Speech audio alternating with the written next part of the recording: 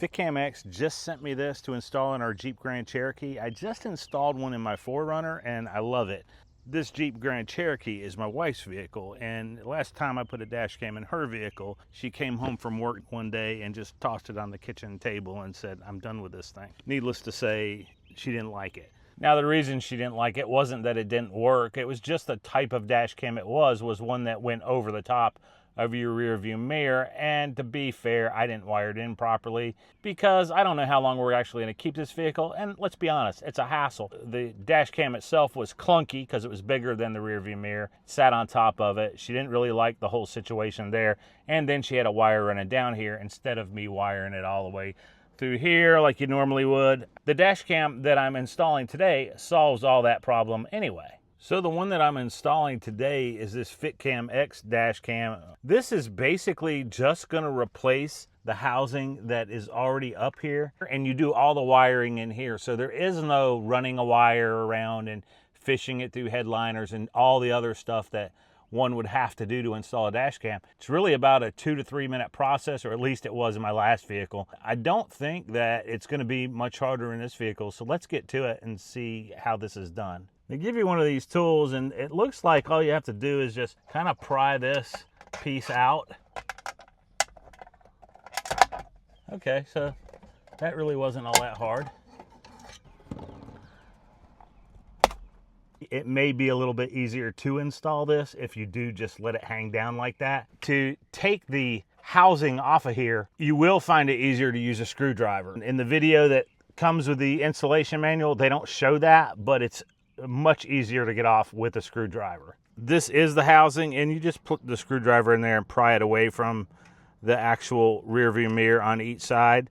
And once it's pulled away, it'll slip off of there easily. So here is your original, and here is your dash cam. It's a 1-to-1 replacement basically for the housing. You're also going to want to pry this out with a screwdriver as well. There's a little clip right here, right there, and it will release this plug. Instead of trying to force it, just use that screwdriver to depress that little tab. Once you depress it, it'll come out of this little area right here very easily, so it shouldn't be something you have to force. They give you a new wiring harness. This is just going to basically be plugged in where the other one was. So what we're gonna do is we're just gonna plug this into here. You hear that snap? And then this is going to be plugged in where the other end came out. Just so you can see, I'm putting this in right here. Hopefully you can see where that plugged in. Now this is going to plug into your dash cam. The dash cam has this end coming straight from the dash cam, and then you're good to go to put it back on. Now to finish the install, you just clip this housing back on to your rear view mirror. This is why I said it's much easier to do with the rear view mirror off, because you can just clip this back on where it goes. You can see that it's on the clips there, and you can tuck the wires and everything in with it down and facing you rather than have to try to crawl up under it. So the trick to getting your mirror back on, you're going to want to line it up. There's a kind of a notch here. If you can see that notch, line that notch up.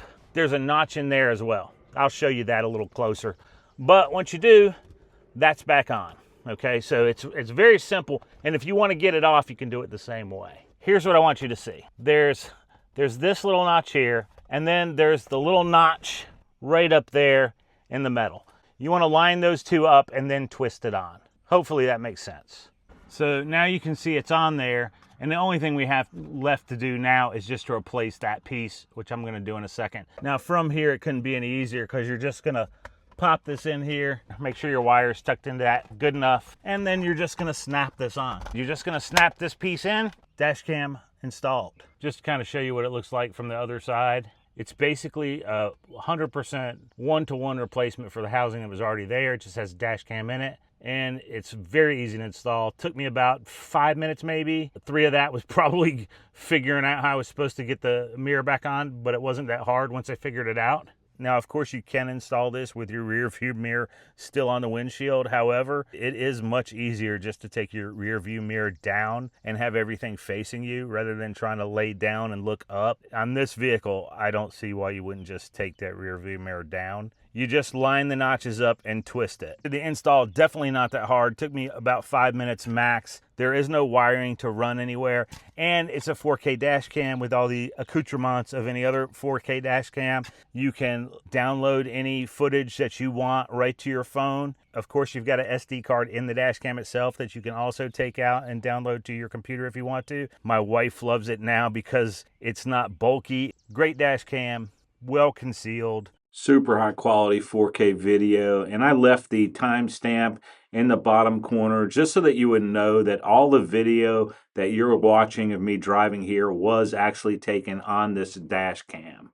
I made a point of driving both in daytime and nighttime so that you would have a really good idea of what to expect in regular lighting conditions, but low lighting conditions as well. So if you're looking for a great dash cam that is super easy to install and made to look like it actually came with your vehicle as original equipment, then I highly recommend checking this one out. I love it. I have it in both my vehicles.